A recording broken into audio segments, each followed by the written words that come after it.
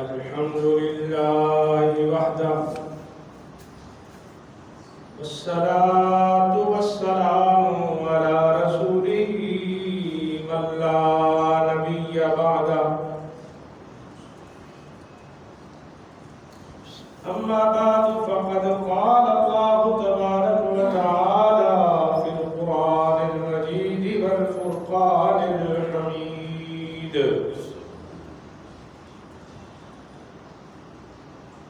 ولا تحسبن الذين قتلوا في سبيل الله أمواتا بل أحياء عند ربهم يرزقون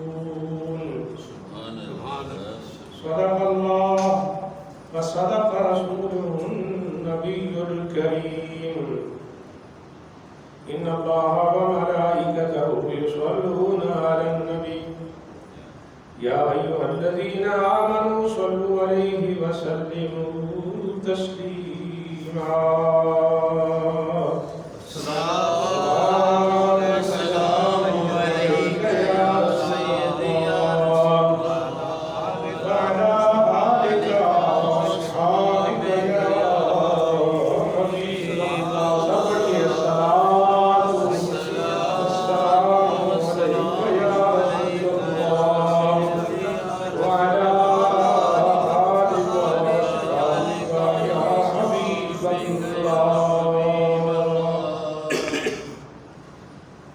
حمد و ثنا کے بعد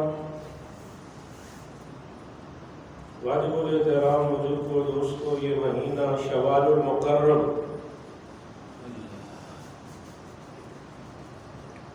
اس کے اندر جنگ احد پہاڑ کے قریب جو غزوہ ہوا 15 شوال کو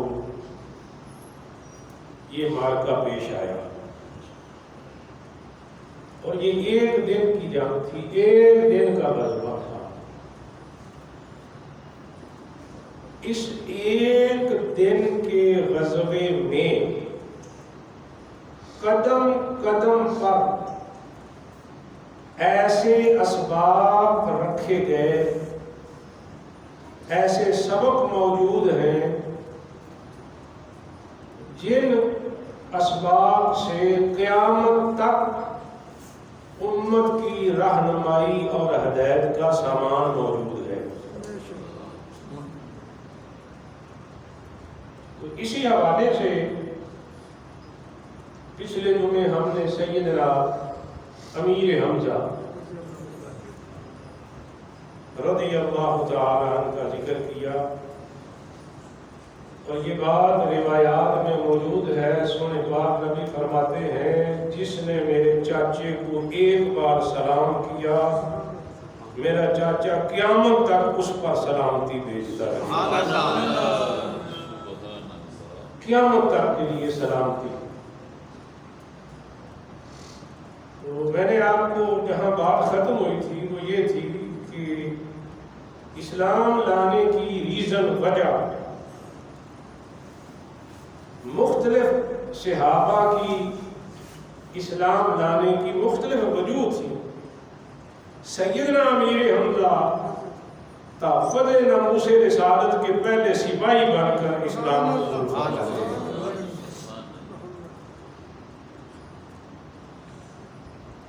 حضور کے تمام جانثار انہیں زندگی سے زیادہ موت سے محبت تھی، اس لیے کہ وہ جانتے تھے کہ مصطفیٰ کے فرمان اور رب کائنات کے فرمان میں کوئی فرق نہیں ہے۔ مصطفیٰ فرماتے ہی وہ ہیں جو رب فرماتا ہے۔ انہیں اتنا حق الیقین تھا۔ ایک ہوتا ہے یقین، ایک ہوتا ہے علم الیقین، ایک ہوتا ہے عین الیقین، ایک ہوتا ہے حق الیقین۔ کام واسطے۔ میں اگر آپ سے کہوں بھائی چائے لے کے آؤ، تو یقین یہ ہے کہ چائے گرم ہوتی ہے، علم یہ ہے کہ چائے بولو تو صحیح نہ تو ٹھنڈی چائے ہوتی ہے۔ یقین اور علم یہ ہے کہ چائے گرم ہوتی ہے۔ اب آپ نے میاں صاحب نے سنا تو یہ گئے گھر سے چائے لے کے آئے، کپ میں ڈالی۔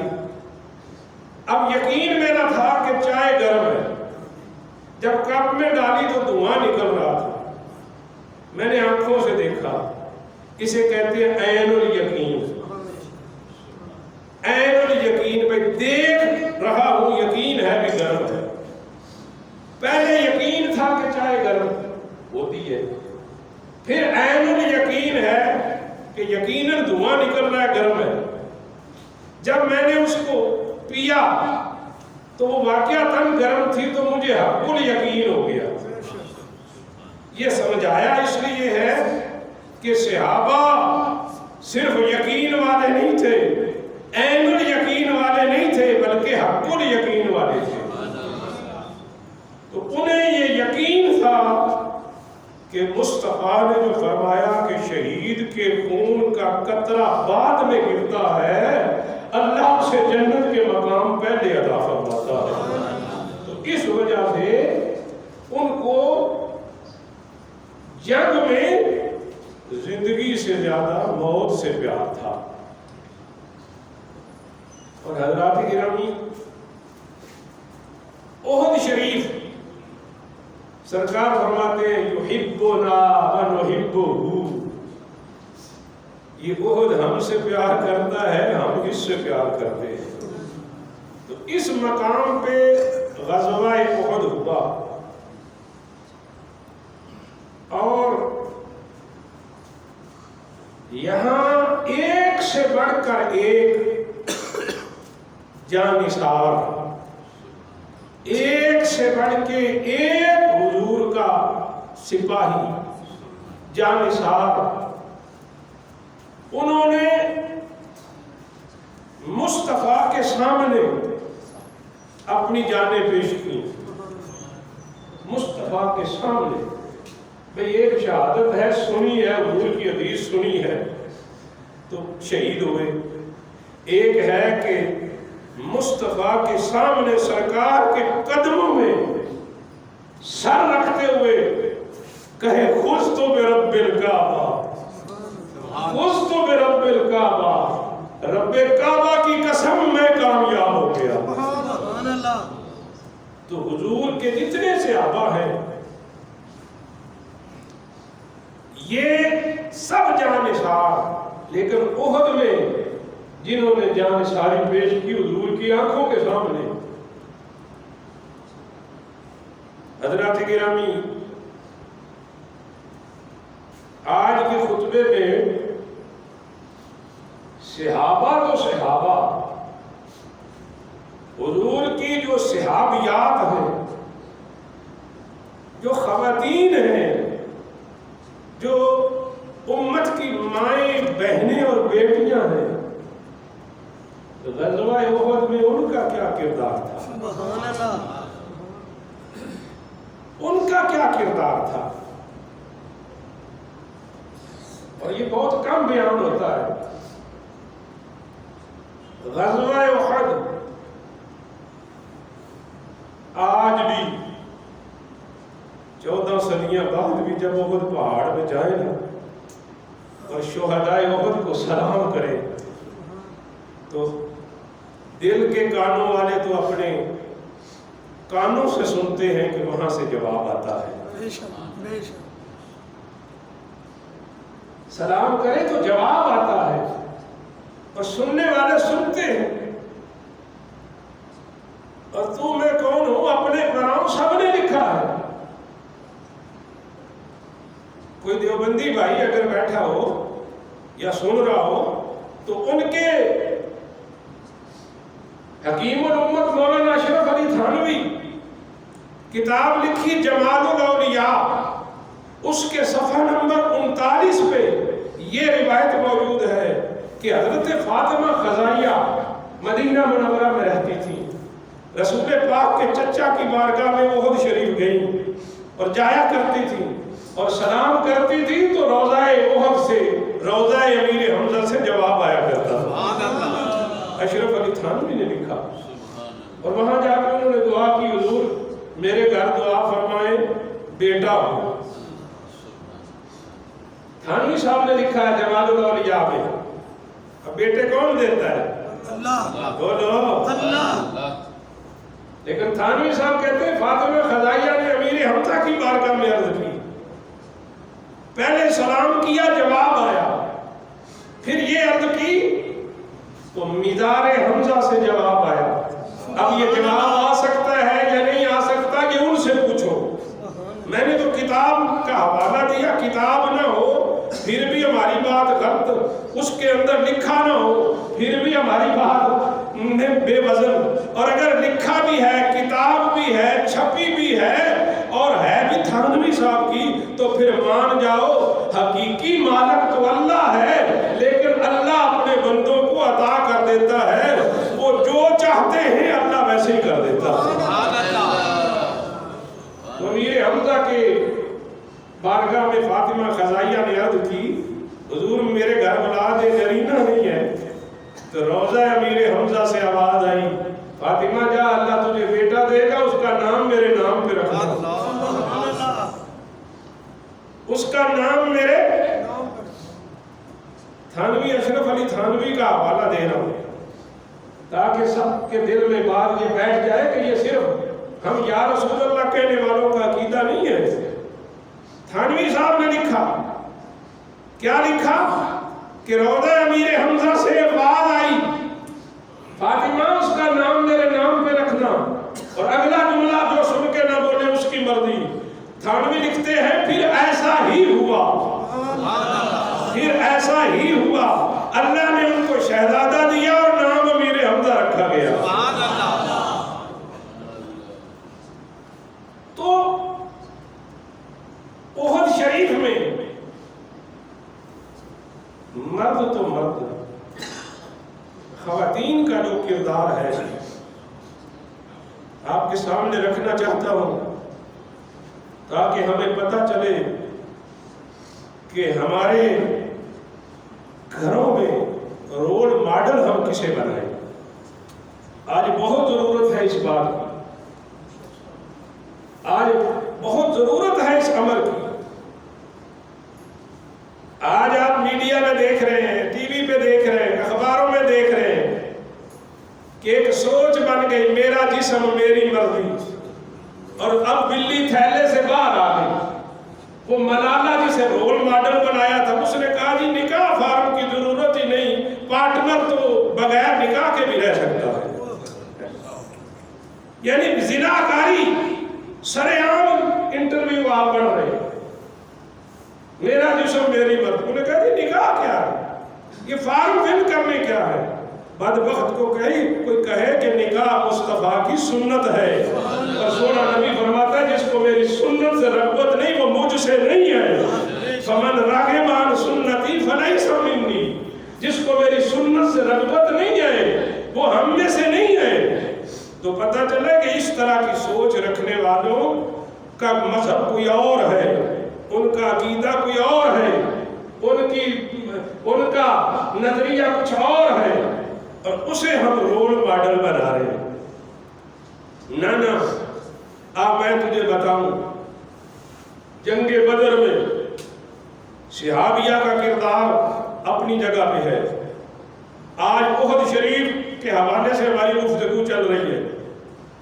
احد میں سب سے بڑا کردار، ویسے تو سارے بڑے ہیں، لیکن اس جنگ میں رسول پاک کی پھپھو جان حضرت صفیہ، سب کہیں رضی اللہ تعالیٰ،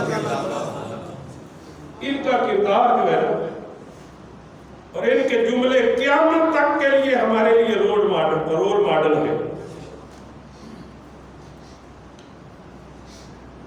یہ بات ذہن میں رکھیے کہ ہمارے پاک رسول کو ہم سے جتنا پیار ہے مائیں بھی اولاد سے اتنا پیار نہیں کرتی. جدا جدا یقین ہے اونچی آنکھیں. مائیں بھی اتنا پیار نہیں کرتی جتنا رسول امت سے پیار کرتے ہیں.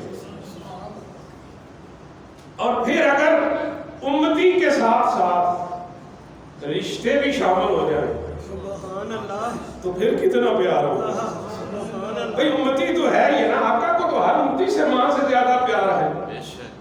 لیکن حضرت امیر حمزہ یہ چچا بھی ہے، امیر حمزہ رضائی بھائی بھی ہے. امیر حمزہ رضی اللہ تعالی عنہ امتی ہونے کے ساتھ ساتھ رشتہ داری میں بھی قربت رکھتے ہیں. تو پھر جب سیدنا امیر حمزہ شہید ہوئے اور آپ کا مثلا کیا گیا، آپ کا ناک مبارک کاٹا گیا، کان مبارک کاٹے گئے، زبان مبارک کاٹی گئی اور آنکھیں مبارک کاٹ دی گئی، نکال دی گئی، اور دل مبارک کاٹ دیا گیا، تو اس وقت حضور کی بہن، حضور کی پھپھو امیر حمزہ کی بہن حضرت صفیہ، ان کو خبر ملی مدینے میں، اور یہ مدینہ منورہ سے 5 میل دور احد شریف کی طرف گئی. اور جب رسول پاک نے دور سے دیکھا نا کہ حضرت صفیہ آ رہی ہے، تو میرے پاک نبی نے حضرت زبیر بن عوام کو فرمایا صفیہ کو روک دو، صفیہ کو روک دو کہ حمزہ کو نہ دیکھے، صفیہ کو روک دو حمزہ کو. انہوں نے اسی قدم پر اپنا قدم روک دیا. یہ ہے ماننے کا حق ادا کرنا، یہ ہے ماننے کا. قدم روک دیا سیدہ بی بی صفیہ نے اور پھر پیغام بھیجا. کیا بات ہے، کیا بات ہے؟ تو نبی کریم صلی اللہ علیہ وسلم نے فرمایا کہ صفیہ حمزہ کو نہ دیکھے. عرض کی کیوں نہ دیکھوں؟ وہ میرا بھائی ہے. تو سرکار نے تو اس وجہ سے روکا کہ بہن ہے، اس حالت میں لاش کی اس بے حرمتی کے عالم میں دیکھ نہیں پائے گی. لیکن جملہ سن، جب سیدہ صفیہ نے رک کے پیغام دیا کیوں نہ دیکھوں، مجھے تو مدینے میں پتا چلا ہے کہ میرے بھائی کا ناک، ان کے کان، ان کی زبان، ان کی آنکھیں کاٹ کر مسلا کیا گیا ہے. مجھے تو مدینے میں پتا، رسول اس وجہ سے روک رہے کہ وہ دیکھ نہیں سکے گی. وہ کہنے لگی مجھے تو مدینے میں پتا چلا ہے کہ میرا بھائی اس انداز میں شہید ہوا ہے. لیکن سنیے، میں بھائی کو رونے نہیں جا رہی. اب فکرہ جس کو اچھا لگے وہ بولے. میں بھائی کو رونے نہیں جا رہی، میں تو دیکھنے جا رہی ہوں کہ کس طرح میرا بھائی حمزہ اسلام کا پرچم بلند کر کے دنیا سے گیا ہے. کس طرح اسلام کا پرچم بلند کیا ہے. تو سیدہ صفیہ رضی اللہ تعالیٰ عنہ کا یہ فکرہ قیامت تک کے لیے، حضرات گرامی، یہ قیامت تک کے لیے ایک معیار رہے گا، معیار ہے یہ. اور اس وقت رسول پاک نے ان کے سر پہ ہاتھ رکھا تو وہ جو رکے ہوئے آنسو سے نا وہ بہہ گئے. سیدہ صفیہ کی آنکھوں سے وہ جو رکے ہوئے آنسو تھے نا وہ بہہ گئے. اور ساتھ ہی سیدہ فاطمہ زہرا بھی موجود تھی. بی بی فاطمہ کی آنکھوں سے بھی آنسو بہہ گئے. اور اس وقت رسول پاک صلی اللہ علیہ وسلم نے فرمایا، آپ نے فرمایا کہ مت آنسو بہاؤ، مت آنسو بہاؤ. سنو، مجھے آ کے جبریل نے خبر دی ہے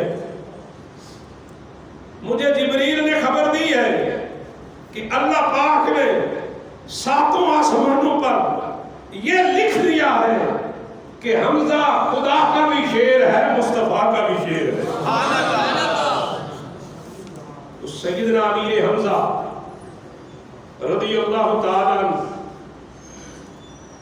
ان کی شہادت پر مصطفیٰ اتنا روئے تھے، اتنے آنسو بہے تھے حضور کے کہ ہچکیاں بن گئی، اور پھر جبریل نے آ کے یہ پیغام دیا، یا رسول اللہ، رب فرماتا ہے نہ روئے نہ غم کرے، رب فرماتا ہے، اللہ فرماتا ہے۔ اب میں آپ کو کیسے اس کی ڈیٹیل سمجھاؤں؟ بھائی کسی کا کوئی چلا گیا تو میں نے حوصلہ دیا میاں صاحب اللہ کا حکم، آپ نے حوصلہ دیا میاں صاحب اللہ کا حکم، تو میاں جمیل صاحب نے کہا جی مان لیا، یہ جو ہے نا بھائی کسی کو حاجی صاحب نے حوصلہ دیا، کسی کو قاری صاحب نے حوصلہ دیا، کسی کو میاں صاحب نے حوصلہ دیا، کسی کو چودھری صاحب نے حوصلہ دیا، کیسے سلام کروں یا رسول اللہ تیری شان پر کہ کائنات کا رب تجھے حوصلہ دے رہا ہے۔ حضور کو حوصلہ دیا، اور پھر حضور نے فرمایا یا حمزہ یا حمزہ تو فاعل الکروب، یا حمزہ تو کاشف الکروب، یا حمزہ تو فاعل الخیرات، یا حمزہ تو اسد اللہ واسد رسول۔ تو سرکار دو عالم صلی اللہ علیہ وسلم کے پیارے دیوانوں، یہ اس دن احد شریف کا غم ہے، یہ احد کا غم ہے جسے مصطفیٰ نے برداشت کیا۔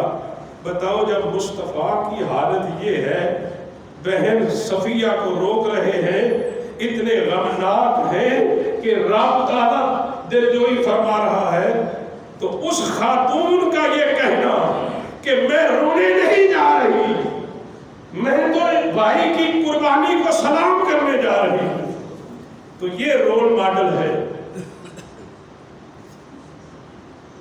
تو سیدہ صفیہ کے بعد ایک نام اور احد شریف میں آتا ہے، ام عمارہ، سب کہیے رضی اللہ تعالیٰ۔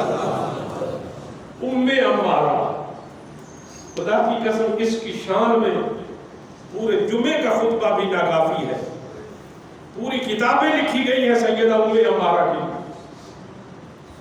ام عمارہ ایک کے یہ احد شریف میں ایک محلہ تھا جو مسجد نبوی سے متصل محلہ، اس میں بنو نجار کا خاندان تھا۔ بنو نجار یہ اس خاندان کی عظیم صحابیہ ہے، بنو نجار۔ اور یہ آپ کے علم میں ہوگا کہ جب مصطفیٰ مدینے میں گئے تھے نا، تو بنو نجار کی بچیوں نے ہی طلع البدر علینا پڑھا۔ اس خاندان کو مصطفیٰ سے بڑا پیار تھا۔ یہ ام عمارہ، یہ اس وقت مسلمان ہوئی اور انہوں نے مصطفیٰ کے ہاتھوں پر بیعت کی اس وقت جب ابھی مصطفیٰ ہجرت نہیں فرما کر گئے تھے، اس وقت کی یہ صحابیاں ہیں۔ آپ کے دو بیٹے تھے، ایک کا نام عبداللہ، ایک کا نام حبیب رضی اللہ تعالیٰ عنہما۔ ام عمارہ کو رسول اللہ سے بڑا پیار تھا، اور اس فقرہ جو بخاری میں لکھا ہے اور دیگر کتابوں میں سیاستہ میں یہ جملے ملتے ہیں، سرکار فرماتے ہیں احد والے دن آپ نے مشکیزہ اپنی کمر میں ڈالا اور شروع میں پانی پلا رہی تھی صحابہ کو، پانی کی خدمت، پردے کے اندر اسلام کے اصول و ضوابط کے مطابق پردے میں رہ کر خاتون کو کام کرنے سے منع نہیں کیا گیا۔ تو ام عمارہ اس حالت میں مشکیزہ پکڑا ہوا، لیکن جب دیکھا کہ مسلمانوں پر ایک پریشانی اور مصیبت کا وقت آ گیا ہے، تو ام عمارہ رضی اللہ تعالیٰ عنہا، جن کا مقام اور جن کی شان میں بڑے بڑوں کے قلم ٹوٹ گئے ہیں، ان کی شان بیان نہیں ہو سکی، ام عمارہ رسول پاک کے آگے ڈھال بن کے کھڑی ہو گئی۔ اپنا سبحان اللہ دیکھتا ہے، ام عمارہ حضور کے آگے ڈھال، حضور خود فرماتے ہیں کافر دائیں سے آتا ام عمارہ دائیں ہو جاتی، کافر بائیں سے آتا ام عمارہ بائیں ہو جاتی، یعنی جدھر حضور فرماتے ہیں میں جدھر دیکھتا ام عمارہ میرے آگے ہوتی۔ اس عظیم خاتون کو اے ام عمارہ، تیرے نام پر ہماری نسلیں قربان۔ آپ کے بیٹے حضرت حبیب بن زید، سنو ذرا، دو روایتیں آتی ہیں، ایک روایت میں آپ یمن، آپ عمان، جہاں آج کل عمان ہے، وہاں سے مدینے جا رہے تھے یا مدینے سے وہاں جا رہے تھے۔ دوسری روایت یہ ہے کہ رسول پاک نے ان کو سفیر بنایا اور عمان کی طرف بھیجا۔ مسیلمہ کذاب نے ام عمارہ کے بیٹے زید کو گرفتار کر لیا، مسیلمہ کذاب نے۔ یہ پہلا وہ بدبخت تھا مسیلمہ جس کے خلاف جنگ یمامہ لڑی گئی، اور 1200 صحابہ نے ختم نبوت پر پہرا دے کے شہادت کا جام پیش کیا تھا۔ مسیلمہ کذاب، اس نے حضرت حبیب بن زید کو پکڑا، ام عمارہ کا شہزادہ ہے، اور اسے کہنے لگا اے زید تو کہہ میں نبی ہوں، میں رسول ہوں۔ تو حضرت زید، حضرت حبیب بن زید ام عمارہ کے لخت جگر آپ فرماتے ہیں نہ، رسول محمد رسول اللہ وہی خاتم النبیین ہے۔ اس نے پھر کہا کہ کہہ میں رسول ہوں، کہہ مسیلمہ کذاب رسول ہے۔ تو آپ نے فرمایا نہیں، ایک ہی جواب ہے، محمد اللہ کے آخری رسول ہے۔ تو اس نے تلوار لگائی۔ اب یہ کہنا آسان ہے، پہلے اس نے آپ کا دایاں ہاتھ یہاں سے کاٹا، یوں ہاتھ کاٹتا گیا اور کہتا گیا بول اب تصدیق کر میں رسول ہوں۔ تو آپ ہر ایک زخم کے جواب میں یہی کہتے محمد اللہ کے رسول ہے۔ بایاں ہاتھ کاٹا، یہاں تک کاٹ دیا، پھر آپ کے قدموں سے کاٹنا شروع کیا۔ کٹتے جا رہے ہیں ام عمارہ کے بیٹے، اور ہر بار یہی کہتے ہیں کہ محمد اللہ کے آخری رسول ہے، محمد اللہ کے آخری۔ ہمیں کیا خبر صحابہ نے کیسی کیسی قربانیاں پیش کر کے دین امت تک پہنچایا۔ پاؤں سے بھی کاٹا گیا، یہاں تک کاٹ دیا گیا، یہاں تک اوپر سے بھی کاٹ دیا، نیچے سے بھی کاٹ کاٹ کے پوچھتے رہے۔ مسیلمہ بدبخت ملعون کہتا رہا کہ میں رسول ہوں۔ آپ نے فرمایا نہیں، محمد اللہ کے رسول ہے۔ پھر آپ کو تشدد کر کے شہید کیا گیا۔ سن، اس المناک شہادت کو اس انداز سے ٹکڑے ٹکڑے کر کے جس کا بیٹا شہید ہوا، ام عمارہ کو مدینے میں پتہ چلا، ام عمارہ نے سنا تو خدا کے شکر میں سجدے میں پڑ گئی، سنا تو سجدے میں پڑ گئی اور شکر ادا کرتے ہوئے کہا کہ میرا بیٹا ختم نبوت پر پہرا دیتے ہوئے شہید ہوا ہے۔